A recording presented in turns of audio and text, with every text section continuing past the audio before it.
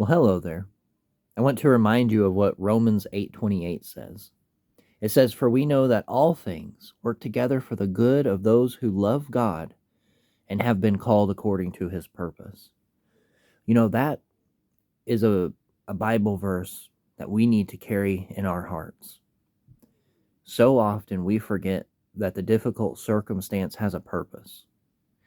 We forget that the suffering isn't without meaning.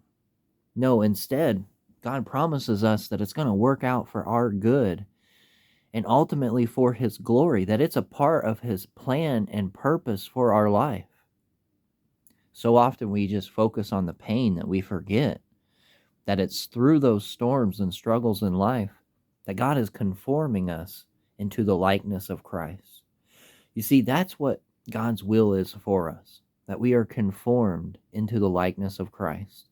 It's not our temporary happiness, because so often we are deceived. It says our heart is deceitfully wicked. We want something, not realizing that it's really going to hurt us, or not realizing that it's going to do more damage than good. And oftentimes in the waiting and in the no, God protects us from the unseen, things that we haven't thought about, things that we're not taking into account.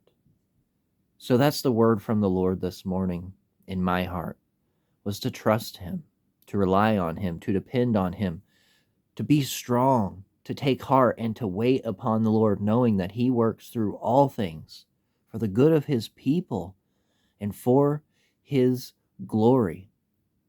So whatever today faces, remember that today, that God is working through it. When you come into that difficult circumstance, just praise God that he's working in your heart. Praise God that he isn't going to leave you where you are.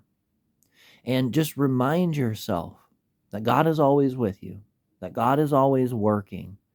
And what we need to do is surrender and get in a line with his will for our life, and doing it out of love for him, that he would receive glory from the way that we're living. God bless you. Have a good day.